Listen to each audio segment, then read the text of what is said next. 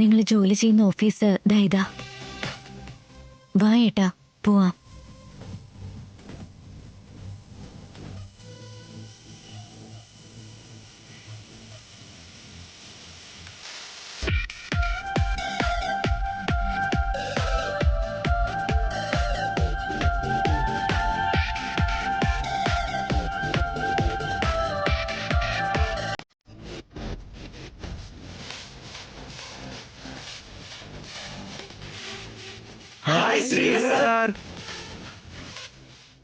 എല്ലാവരെയും വിഷ് ചെയ്യൂ ഏട്ടാ. ഹായ്. ശ്രീകറിന്റെ കാര്യം എല്ലാവരും ഞങ്ങൾ അറിയിച്ചിട്ടുണ്ട്. അവനി ഏട്ടാ, ഈ കമ്പനിയില് നിങ്ങൾ നമ്പർ 1 എംപ്ലോയി ആയിരുന്നു. ഈ കമ്പനിയിൽ നിന്ന് നിങ്ങൾ ഒരുപാട് പ്രൊമോഷൻസ് നേടിയിട്ടുണ്ട്. നിങ്ങളെ വിശ്വസിച്ച് ചെന്നൈയിലും അവരൊരു ബ്രാഞ്ച് ഓപ്പൺ ചെയ്തിരുന്നു.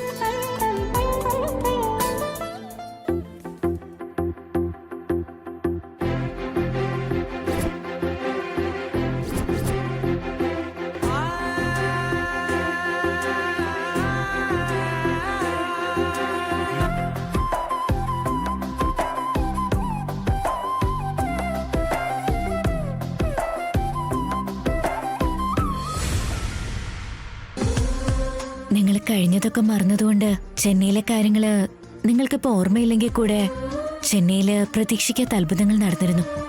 എന്താ ഉണ്ടായത്? പോകെ പോകെ നിങ്ങൾക്കെല്ലാം മനസ്സിലാവും. പെട്ടെന്ന് ഓർമ്മ തിരിച്ചേട്ടാൻ ഞാൻ ദൈവത്തിനോട് പ്രാർത്ഥിക്കാറുണ്ട്. ഈ ഓഫീസില് നിങ്ങൾക്ക് വളരെ വലിയൊരു സ്ഥാനം തന്നെയുണ്ട്. ഇവരെ എല്ലാവരും നിങ്ങൾക്ക് വളരെ നന്നായിട്ട് അറിയാം. നിങ്ങൾക്ക് ആരെങ്കിലും ഓർക്കാൻ പറ്റുന്നുണ്ടോ? ശ്രീകർ സാർ, ലാസ്റ്റ് മന്ത് സാറിന്റെ വേടയ്ക്ക് വന്നിരുന്നു. പൊളിച്ചടിക്കില്ലേ? അത് ഓർമ്മയുണ്ടോ? സർ, ഞാൻ ഒരിക്കലും ടാർഗറ്റ് റീച്ച് ചെയ്യുന്നില്ലെന്ന് പറഞ്ഞ് എന്നെ ഇടയ്ക്കിടയ്ക്ക് വഴക്ക് പറയാറുണ്ട്. അതിപ്പോ ഓർമ്മ കിട്ടുന്നുണ്ടോ?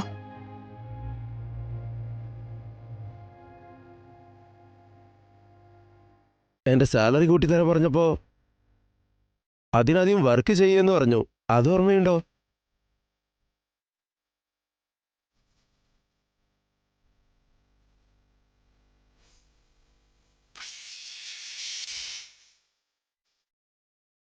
ആരെങ്കിലും ഓർമ്മ വരുന്നുണ്ടോ ഏട്ടാ? എനിക്ക് ആരെയും ഓർമ്മ കിട്ടുന്നില്ല അവനി. എനിക്ക് നിങ്ങളായിരുന്നു ഈ ഓഫീസില് ജോലി വാങ്ങി തന്നത്. അതെങ്കിലും ഓർമ്മ കിട്ടുന്നുണ്ടോ? ഇല്ല അവനി. നന്നായിട്ടൊന്ന് ഓർത്തു നോക്കേട്ടാ.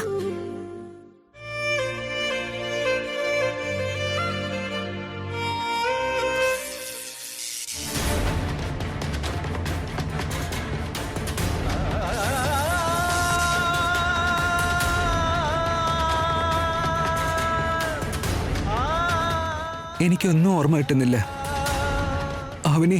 എന്റെ തല പൊട്ടിപ്പൊളിയുന്ന പോലെ തോന്നുവാ. ഏട്ടാ, ഓക്കെ, കൂൾ ശ്രീകരേട്ടാ, കൂളാവോ. ശ്രീകരേട്ടന്റെ കണ്ടീഷൻ എന്താണെന്ന് എല്ലാവരും ഇപ്പൊ നേരിട്ട് കണ്ടറിഞ്ഞല്ലേ. അതുകൊണ്ട് എല്ലാവരോടും എനിക്കൊരു റിക്വസ്റ്റ് മാത്രമേ ഉള്ളൂ. ശ്രീകരേട്ടൻ അദ്ദേഹത്തിന്റെ പാസ്റ്റ് ഓർമ്മ വരുന്നത് വരെ നമുക്ക് എല്ലാവർക്കും ഒന്ന് കോപ്പറേറ്റ് ചെയ്യാം. ഓക്കെ അല്ലേ? ഏട്ടാ, നിങ്ങളുടെ ക്യാബിനിലേക്ക് പോവാം. വാ അവനി. എന്താ? ശ്രീകർ സാറിനെ ഏട്ടാന്ന് വിളിക്കുന്ന എന്തിനാ? ഇതിനു മുമ്പ് നീ ഇവിടെ ജോലി ചെയ്തിരുന്നപ്പോ ഏട്ടാന്ന് വിളിക്കുന്നത് ഞങ്ങൾ ഇതുവരെ കേട്ടിട്ടേ ഇല്ല. അതുകൂടാതെ ശ്രീഹർ സാറ് നിഹാരിയ മേഡത്തിനെ കല്യാണം കഴിക്കാൻ പോവല്ലേ? അവനി എന്റെ ചെറിയമ്മയുടെ മോളാണെന്ന് അമ്മ പറഞ്ഞിരുന്നു. അതുപോലെ ഞാൻ നിഹാരികയെ കല്യാണം കഴിക്കാൻ പോകുന്ന കാര്യവും അമ്മ എന്നോട് പറഞ്ഞിരുന്നു. നിലവില് എന്റെ അമ്മായി വേദവതി അമ്മയും ട്രീറ്റ്മെന്റ് കൊടുക്കുന്ന ഡോക്ടർ സാറും പറയുന്നതല്ലാതെ മറ്റാരും പറയുന്ന കാര്യങ്ങള് ശ്രീകരേട്ടൻ ഒരിക്കലും വിശ്വാസം വരില്ല. വളരെ ആക്റ്റീവായിരുന്ന ശ്രീഹർ സാറിന്റെ സിറ്റുവേഷൻ പെട്ടെന്ന് ഇങ്ങനെ ആയിപ്പോയതില് സോ സാഡ്. എല്ലാം ഞങ്ങൾ ഭഗവാനെ ഏൽപ്പിച്ചിട്ടുണ്ട്. എല്ലാം ഈശ്വരൻ നോക്കിക്കോളും. വാ ഏട്ടാ. മാനേജർ സാറേ, പ്രൊജക്ട് ഫയൽ ഒന്ന് കൊണ്ടുവരാമോ? വാ.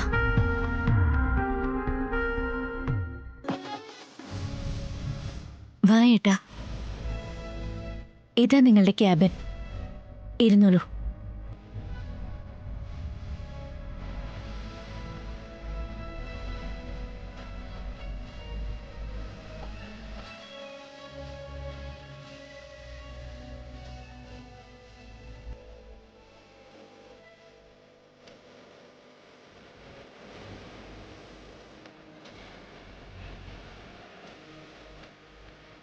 അതെ അവനി, വൈകുന്നേരത്തിനുള്ളിൽ ഇതിൻ്റെ എല്ലാം ഡീറ്റെയിൽസ് വേണമെന്ന് ബോസ് പറഞ്ഞിരുന്നു.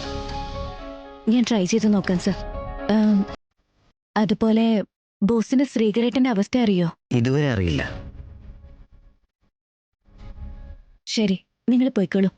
എന്തെങ്കിലും ചെയ്യാൻ പറ്റുമോ നോക്കട്ടെ. ഓക്കെ അവനി.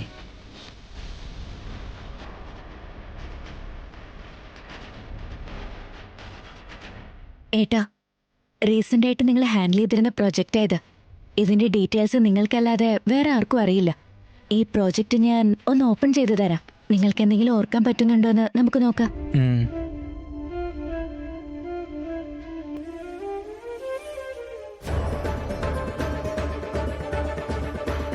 ഹലോ സാർ, നമസ്തേ സാർ. നമസ്കാരം. ഫീൽഡിലാണോ അതോ ഓഫീസിലാണോ ഉള്ളത്? ഓഫീസിലാണോ ഉള്ളത് സാർ? പറഞ്ഞോളൂ സാർ. ഡൽഹിയിലേക്ക് ഒരു മീറ്റിങ്ങിന് പോകാൻ വേണ്ടി ഇറങ്ങിയതാ. ഫ്ലൈറ്റ് ടെക്നിക്കൽ ഇഷ്യൂ വന്ന് ക്യാൻസൽ ആയിപ്പോയി. അടുത്ത ഫ്ലൈറ്റിന് 2-3 hours ടൈമുണ്ട്. സാർ, എന്നാ പിന്നെ നമ്മുടെ ഓഫീസിലേക്ക് ഒന്ന് വന്നിട്ട് പോകാമെന്ന് കരുതി. ആണോ സാർ? വേറൊന്നുമല്ല, പെൻഡിങ് പ്രോജക്റ്റുമായിട്ട് ബന്ധപ്പെട്ട ഫയൽസ് ഒക്കെ ഒന്ന് റെഡിയാക്കി വെച്ചേക്കണം. ചെക്ക് ചെയ്തിട്ട് പോകാനാ. സ്റ്റാഫിനെ ഞാൻ ഇൻഫോം ചെയ്തോളാം. നിങ്ങൾ വന്നോളൂ സാർ. 15 മിനിറ്റിനുള്ളിൽ ഞാൻ അവിടെ എത്തും. Okay sir. ഓക്കെ.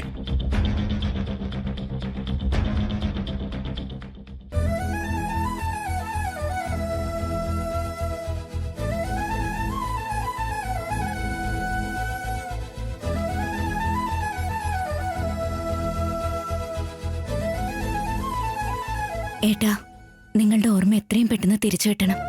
ഞാൻ നിങ്ങളുടെ ഭാര്യയാണെന്ന് നിങ്ങൾ അറിയണം. ഭഗവാനെ, ഏതെങ്കിലും ഒരു വിധത്തിൽ എന്നെ സഹായിച്ചൂടെ?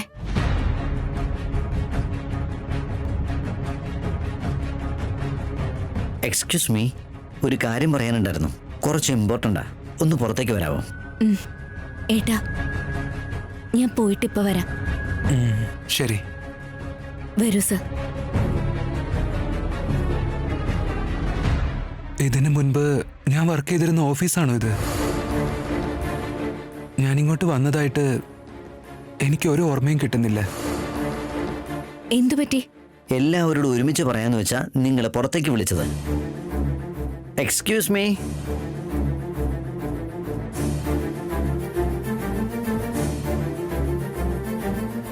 ഒരു ഇമ്പോർട്ടൻറ്റ് മെസ്സേജ്. എല്ലാവരും ശ്രദ്ധിച്ച് കേൾക്കണം. നമ്മുടെ ബോസ് അൺഎക്സ്പെക്റ്റഡ് ആയിട്ട് ഓഫീസ് വിസിറ്റ് ചെയ്യാൻ വരുന്നുണ്ട്. അവനവൻ്റെ പ്രൊജക്റ്റുമായി ബന്ധപ്പെട്ട ഫയൽസ് എല്ലാം റെഡിയാക്കി വെച്ചോളൂ. ബോസ് ചെക്ക് ചെയ്യുമെന്ന് പറഞ്ഞിരുന്നു. Is that okay? Okay sir. 15 മിനിറ്റിനുള്ളിൽ എത്തും. കമോൺ. ഓക്കെ. അവനെ, നിങ്ങൾ വിളിപ്പിച്ചത് എന്താണെന്ന് വെച്ചാൽ ശ്രീകരൻ്റെ ആരോഗ്യാവസ്ഥ എന്താണെന്ന് അറിയിക്കാൻ വേണ്ടി ഞാൻ ബോസിനെ അങ്ങോട്ട് വിളിക്കാനിരിക്കുകയായിരുന്നു. ലക്കിലെ അദ്ദേഹം ഇങ്ങോട്ട് വരുന്നുണ്ട്.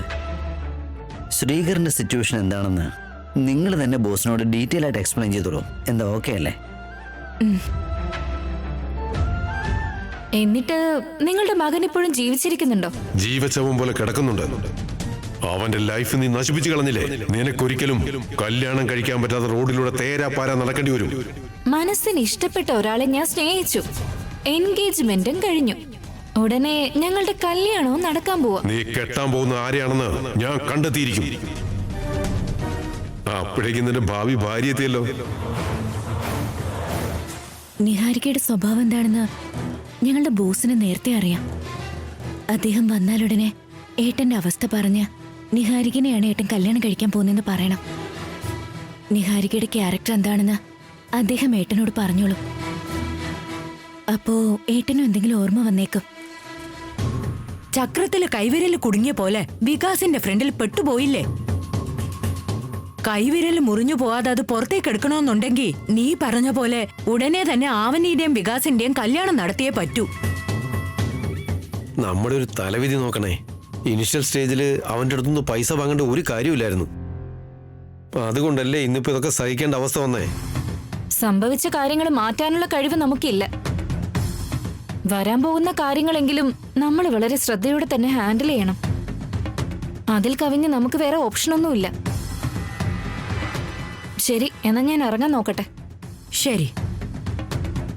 ആ, വികാസിനെ കുറിച്ച് ആവനെ അറിഞ്ഞിട്ടുണ്ടെന്ന കാര്യം വികാസ് അറിയാതിരിക്കാൻ നിങ്ങൾ പ്രത്യേകം ശ്രദ്ധിക്കണം. ശരി മോളെ. ശരി. ബൈ. ബൈ.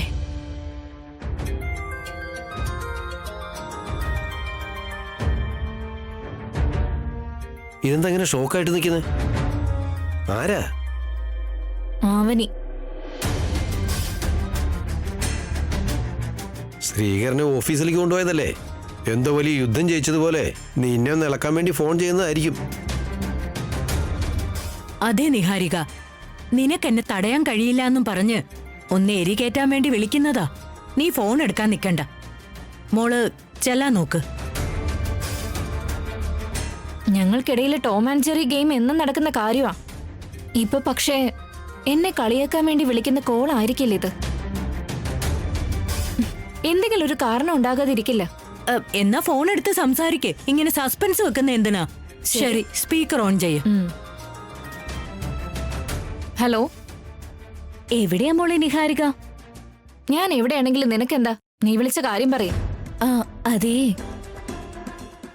ഞാനാ വിജയിച്ചേ, നീ തോറ്റുപോയി എന്നൊക്കെ പറയാനാണെങ്കി ഫോൺ വെച്ചിട്ട് പോയിക്കോ, അല്ലെങ്കിൽ ഭ്രാന്ത് പിടിച്ചിരിക്കാ ഞാൻ. അങ്ങനെ സംസാരിക്കാനുള്ള അവസരം എനിക്ക് ലഭിക്കും തോന്നില്ല നിഹാരിക. അയ്യോ, അതെന്തു പറ്റി? മെമ്മറി ലോസ് ആവാന്ന് പറഞ്ഞ ഇത്ര സീരിയസ് ആയിട്ടുള്ള ഇഷ്യൂ ആണെന്ന് ഞാൻ ഒട്ടും പ്രതീക്ഷിച്ചില്ല. ഏട്ടനെല്ലാം മറന്നുപോയത് നിനക്ക് ശരിക്കും ഉപകാരപ്പെട്ടല്ലേ നിഹാരിക? അങ്ങനെ ഉപകാരപ്പെടാതിരിക്കാൻ വേണ്ടിയല്ലേ പല വിധത്തിലും നീ ശ്രമിച്ചുകൊണ്ടിരിക്കുന്നത്. ഞാൻ ശ്രമിച്ചെന്ന് കരുതി അത് ഫലിക്കണമെന്നില്ലല്ലോ. വളച്ചു കെട്ടാതെ നീ കാര്യം പറയും. ഏട്ടനെ ഞാൻ വീട്ടിൽ നിന്ന് ഇങ്ങോട്ട് കൊണ്ടുവന്ന സമയത്ത് ഒരു കുഴപ്പമില്ലായിരുന്നു. ഇങ്ങോട്ട് വന്നതിന് ശേഷം അരമണിക്കൂർ നേരം നല്ലതുപോലെയായിരുന്നു. ഞാൻ പറഞ്ഞതെല്ലാം കേട്ടിരുന്നു. പെട്ടെന്ന് എന്തു പറ്റിയെന്ന് അറിയില്ല. നിഹാരിക നിഹാരിക എന്ന് പറഞ്ഞ് നിന്റെ പേരും ജപിച്ചോണ്ടിരിക്കുക.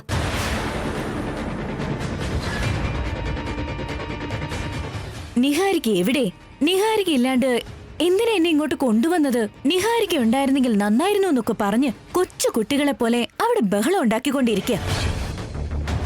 എന്റെ ഭാവി ഭാര്യയല്ല എന്റെ കൂടെ നിൽക്കേണ്ടതെന്ന് പറഞ്ഞ് എന്നോടും ദേഷ്യം കാണിക്കുന്നുണ്ട്. സത്യാണോ? നിഹാരികയെ വിളിച്ച് എത്രയും പെട്ടെന്ന് ഇങ്ങോട്ട് വരാൻ പറയണമെന്ന് പറഞ്ഞിട്ടാ ഞാൻ നിന്നെ ഇപ്പൊ വിളിച്ചത്. അല്ലെങ്കിൽ ഞാൻ നിന്നെ വിളിക്കുന്ന എന്തിനാ? എനിക്ക് വേറെ പണിയില്ലാഞ്ഞിട്ടാണോ? നിന്നെ ഇങ്ങോട്ട് വിളിക്കാൻ എനിക്ക് വലിയ താല്പര്യമൊന്നും ഇല്ലെങ്കിലും ശ്രീകരേട്ടനെ കുറിച്ച് ഒരാളും ഇവിടെ മോശം പറയരുതെന്ന് കരുതിയാ വിളിക്കുന്നെ. പറ്റുമെങ്കിൽ വേഗം ഇങ്ങോട്ട് വാ. എന്റെ ശത്രുവിനെ എന്റെ ഭർത്താവിന്റെ അടുത്തേക്ക് വിളിച്ചു വരുത്തേണ്ട അവസ്ഥയെ. എല്ലാം എന്റെ വിധിയാ. എന്നോട് എനിക്ക് തന്നെ ദേഷ്യം തോന്നുന്നുണ്ട്. വലിയ ഗമയായിരുന്നല്ലോ. ഇപ്പൊ കാര്യങ്ങളൊക്കെ മനസ്സിലായോ? ഞങ്ങളുടെ കല്യാണം ഉറപ്പിച്ച കാര്യം ശ്രീകരേട്ടന്റെ ബ്രെയിനിൽ കൃത്യമായിട്ട് പതിഞ്ഞിട്ടുണ്ട്. ഇനി നീ എന്തൊക്കെ കാണിച്ചു കൂട്ടിയാലും ശ്രീകരേട്ടൻ എന്നെ ഓർത്തുകൊണ്ടേയിരിക്കുമെന്നുള്ള കാര്യം ഞാൻ പ്രതീക്ഷിച്ചിരുന്നു. ഇങ്ങനൊരു കോള് വരുമെന്നുള്ള കാര്യം എനിക്ക് അറിയായിരുന്നു. ഇപ്പൊ മോൾക്ക് മനസ്സിലായോ? ശ്രീകരേട്ടൻ എന്റെ ഭർത്താവാ. ഞാൻ എന്തായാലും ഉടനെ അങ്ങ് വന്നോളാം. എന്നാ ഒന്ന് പെട്ടെന്ന് വാ. മൊത്തത്തില് മെമ്മറി ലോസ് വന്നത് നിനക്ക് വലിയ ഉപകാരമായി മാറി. വല ഞാൻ വിരിച്ചു വെച്ചിട്ടുണ്ട്. ഇന്ന് നീ പെടുവെന്നുള്ള കാര്യം ഗ്യാരണ്ടിയാ. നിന്നെ പോലുള്ളവരെ മോഹവാഗ്ദാനങ്ങൾ നൽകി മയക്കി ആ ചാപ്റ്റർ അങ്ങ് ക്ലോസ് ചെയ്യണം. 6-ാം തീയതി ആകുന്നത് വരെ ശ്രീകരേട്ടൻ ഇങ്ങനെ അങ്ങ് പോയാ മതി. ശ്രീകരേട്ടൻ പിന്നെ ആവിനിയുടേതാവില്ല. എന്നാ ഞാൻ പോവാൻ നോക്കട്ടെ. ശരി മോളെ, ശ്രദ്ധിക്കണേ. ബൈ. ഏട്ടന്റെ ബോസ് മുഖേന നിന്റെ സ്വഭാവം എന്ന് പുറത്തു കൊണ്ടുവരും. വാ നിഹാരിക, വാ.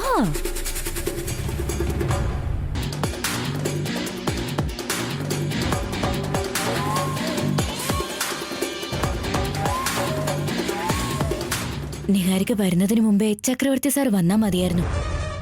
അദ്ദേഹം വരാൻ വൈകിട്ട് നിഹാരിക നേരത്തെ എങ്ങാനും വന്ന എന്തെങ്കിലും പറഞ്ഞു മയക്കി ഏട്ടനെ അവള് കൊണ്ടുപോകും.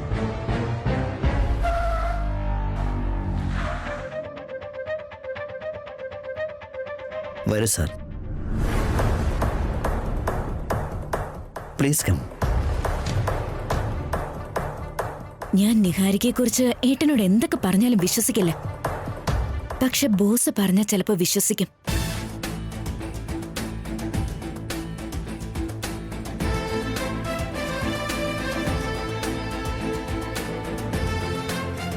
നമസ്കാരം. How are you all? Good. എല്ലാവരും പ്രോജക്റ്റ് ഫയൽസ് റെഡിയാക്കിയിട്ടുണ്ട്. ക്യാബിനിലേക്ക് പോകാം. വരൂ സാർ. Okay.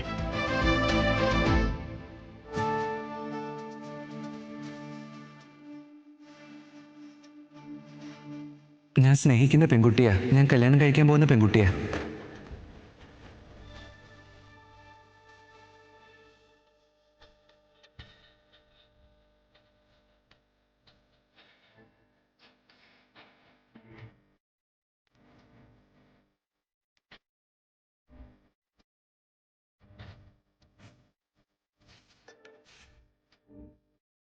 ശ്രീകറിന്റെ ഫിയാൻസി അല്ലേ?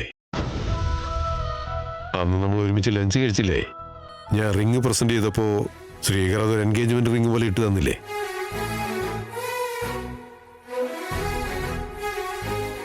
അല്ല, സുഖാണോ മോളെ? സുഖാണ് സർ. കല്യാണം എപ്പോഴാണ്? എന്നെ കല്യാണം വിളിക്കാൻ മറന്നുപോയേക്കല്ലേ? ശ്രീകർ സാർ കല്യാണം കഴിക്കുന്ന വേറെ പെണ്ണിനെ അല്ലേ? എന്നിട്ട് സാർ എന്താ അവനെ കുറിച്ച് സംസാരിക്കുന്നത്? അതെനിക്ക് മനസ്സിലാവുന്നില്ല. എല്ലാവരും ഇവിടെ ഉണ്ടല്ലോ. ശ്രീകർ എവിടെയാണ് മോളെ? സാർ, ഞാൻ പോയിട്ട് കൊണ്ടുവരാം സാർ. വേറെ എന്തൊക്കെയാണ് മോളെ വിശേഷങ്ങൾ? കല്യാണത്തിന്റെ ഒരുക്കങ്ങളൊക്കെ തുടങ്ങിയോ? അത് പിന്നെ സർ, അത് ശ്രീകർ സാർ, ഒന്ന് പുറത്തേക്ക് വരാമോ? എന്തിനാ? പറയാം, വരൂ. ശരി. നേരത്തെ കണ്ടപ്പോ വളരെ ആക്റ്റീവ് ആയിരുന്നല്ലോ. ഇപ്പൊ എന്ത് പറ്റി? എന്ത് ചോദിച്ചിട്ടും കൃത്യമായി മറുപടി തരുന്നില്ല. നിഹാരിക, ഒന്ന് വേഗം വാ.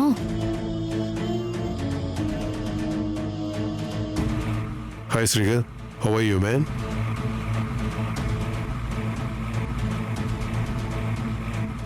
നീ എന്താ എന്നെ ഇങ്ങനെ നോക്കുന്നത്? ഒരു പരിചയമില്ലാത്തതുപോലെ. നിങ്ങൾ ആരാ?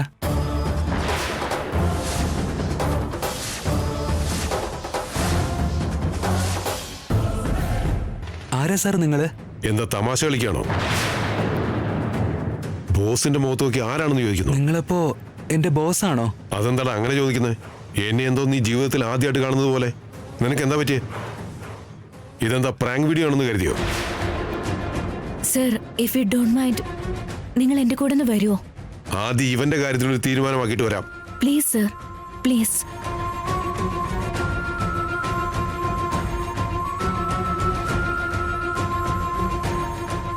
എന്താ അദ്ദേഹം അങ്ങനെയൊക്കെ പറഞ്ഞേ? ശ്രീകർ എന്താ മോളെ അങ്ങനെ പെരുമാറുന്നത്?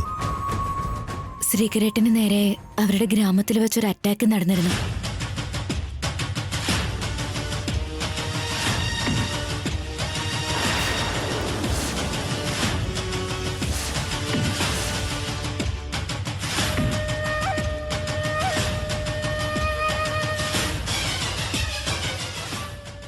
ശ്രീകർ മെമ്മറി ലോസ് സംഭവിച്ചു. ഓ മൈ ഗോഡ്, അതാണോ കാര്യം? ശ്രീകരേട്ടന് അതുകൊണ്ടാണ് സാറിനെ ഓർക്കാൻ പറ്റാത്തത്. സാറിനെ മാത്രമല്ല, എല്ലാവരെയും മറന്നിട്ടുണ്ട്. ഡോക്ടർ വന്ന് ഞങ്ങളുടെ റിലേഷൻസ് ഒക്കെ പരിചയപ്പെടുത്തി ട്രീറ്റ്മെന്റ് കൊടുക്കുന്നുണ്ട്. Very sad. അപ്പൊ നിങ്ങളുടെ കല്യാണത്തിന്റെ കാര്യങ്ങള്? എന്നെയും ശ്രീകരേട്ടനെയും തമ്മിൽ അകറ്റാൻ വേണ്ടി ഒരാള് വല്ലാതെ ശ്രമിക്കുന്നുണ്ട്. ആരാത്? മോൾ എന്നോട് പറ. അവളെ ഞാൻ കാണേണ്ടതുപോലെ കണ്ടോളാം. ശ്രീകരന്റെ വീട്ടിലുള്ളവരോട് ഞാൻ സംസാരിക്കാം. വീട്ടിലുള്ളവരോട് സംസാരിച്ചിട്ട് ഇനി പ്രയോജനമില്ല സർ. വീട്ടുകാരെല്ലാവരും ആ കല്യാണത്തിന് സമ്മതിച്ചിട്ടുണ്ട്. നിങ്ങൾ വരുന്ന കാര്യം അറിഞ്ഞ ശേഷം ഞാൻ ആ കുട്ടിയോട് ഇങ്ങോട്ട് വരാൻ പറഞ്ഞിട്ടുണ്ട്. നിങ്ങൾ എങ്ങനെയെങ്കിലും എന്നെ ഒന്ന് സഹായിക്കണം സർ. ഉറപ്പായിട്ടും ഞാൻ കൂടെയുണ്ട് മോളെ. ആദ്യം ആ പെണ്ണിവിടേക്ക് വരട്ടെ. വരൂ, നമുക്ക് അങ്ങോട്ട് പോവാം.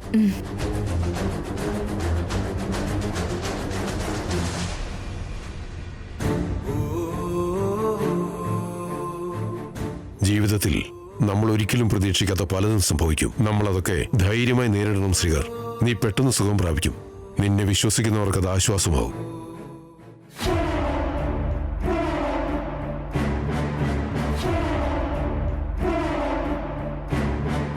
അവനി,